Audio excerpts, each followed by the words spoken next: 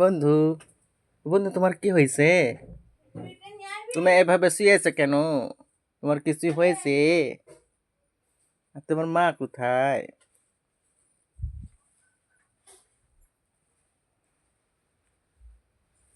বলো।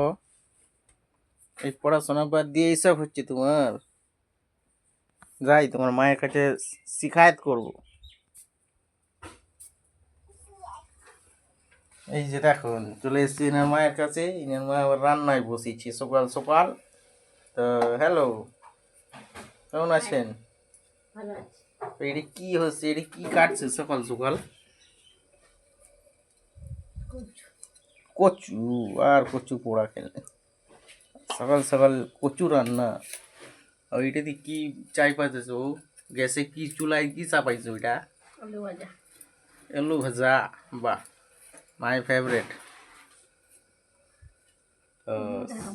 সকাল থেকে কি কি করলে আপনি? বাজার হাট হয়ে গেছে? বাহ, ঘরগুলো তো দারুণ সাজাইছো। এটা কি মিট কেস? ইয়ার ভিতরে কি কি আছে দেখি তো। সব রকম বলতে হবে।